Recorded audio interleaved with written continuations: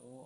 Di sini saya akan memaparkan atau mengulik atau ya gitulah sebuah kasus yang sempat kasus ini udah lama, udah 8 tahun yang lalu, tapi sempat viral dalam sebulan kebelakangan ini, yaitu kasus Pina.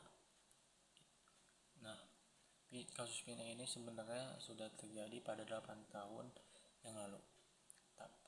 Kenapa kembali viral pada 2024 ini, bulan kemarin lebih tepatnya? Karena viralnya itu karena adanya film yang nggak tahu, film menceritakan tentang Vina sebelum 7 hari sebelum wafatnya. Film ini bergenre horor ya. Nah, menurut saya film Vina ini sebelum 7 hari ini tidak pantas untuk bergenre horor. Karena kenapa? Karena ya bukan karena tidak pantas aja. Kalau misalkan kayak film dokumenter, misal kayak filmnya yang Jessica Wongso yang kopi cyanida, itu menurut saya itu pantas. Tapi kan ini kan kenapa si Vina ini dijadikan horor ya, karena mungkin karena ada yang kesurupannya, mungkin selindanya. Tapi menurut saya itu tidak pantas. Nah, pas film itu muncul, muncul di bioskop dan banyak ditonton, para netizen Indonesia ini menanyakan bahwa atau mengulik kasus ini kembali, karena ada yang banyak yang janggal lah. Salah satunya DPO-nya yang 3 orang belum ditemukan, yang salah satunya Peron atau Peggy itu. Terus keduanya misalkan kok kasusnya begitu menghilang begitu saja, padahal DPO ini belum gitu loh. Nah, netizen Indonesia ini membuat viral kembali, dan akhirnya pihak berwajib itu membuka kasus ini kembali.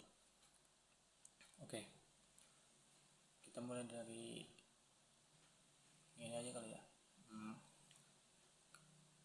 Kenapa kasus Pina itu kembali viral? Yang pertama mungkin ya itu tadi, DPO-nya yang bernama Peggy Peron ini belum ditemukan.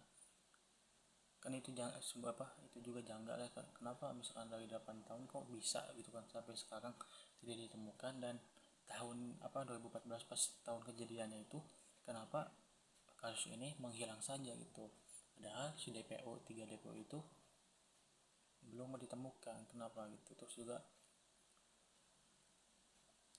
yang kedua mungkin katanya salah tangkap, sempat ketangkap Peggy-nya, tapi ternyata kan salah tangkap itu mungkin. Dan menurut saya itu ya sangat janggal lah, apalagi misalkan kayak pengakuan dari si Saka Tatal itu, bahwa dia tidak mengenali salah satupun rekan-rekannya yang di penjara itu, dia tidak mengenali. Kan itu sebuah kejanggalan yang menurut saya yang sangat janggal lah. Apalagi dia katanya disuruh mengakui untuk bahwa dia yang membunuh Vina, dan juga polisinya juga sampai menyetrum atau dikeroyok lah gitu. Jadi itu salah satu yang salah satu janggal lah. Dan saya juga meriset atau membaca berita bahwa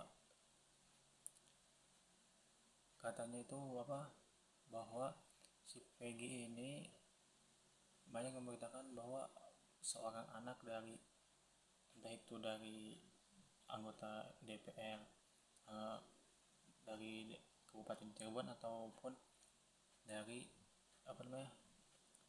pihak berwajib lah. Tapi kenapa si Eki tapi kenapa bapaknya ini tidak mengusut lebih jelas, lebih detail pada kasus ini? Kan itu mungkin salah satu janggal yang membuat netizen ini geram ya pada polisi ini.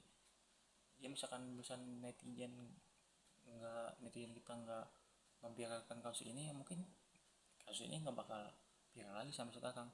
Buktinya 8 tahun, misalkan kayak kita misalnya nyari orang selama bertahun-tahun ya orang udah hilang selama 8 tahun, ya kita nyari lagi ya pasti bakalan susah ya. Ya katanya juga di tempat kejadian ada CCTV, ya tetap aja kan berkembangnya zaman, teknologi semakin canggih. Mungkin pas tahun itu 2014 itu CCTV mungkin ya nggak secanggih CCTV sekarang ya, mungkin gambarnya buram atau gimana lah kan. Teknologi juga maju itu sampai sekarang, tidak ada habisnya teknologi itu dari zaman ke zaman. Terus juga misalkan udah 8 tahun, misalkan pas kejadian itu si pelaku atau si Peggy si Peron itu baru umur 20 misalkan, ya mungkin sekarang udah 28 tahun lah, mungkin banyak perubahan lah dalam dirinya, dalam bentuk fisiknya juga ya. Makanya ini susah dan ya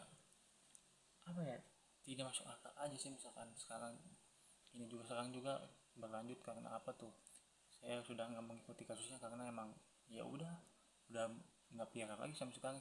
Saya juga ya sempat baca-baca sedikit ada si P akhirnya yang namanya yang katanya yang tersangkanya si P itu sudah dibebaskan, dia tidak bersalah ya. Ya mudah-mudahan bukan dia lah orangnya ya. Ya mungkin itu saja dari saya, kurang lebihnya mohon maaf. Assalamualaikum warahmatullahi wabarakatuh.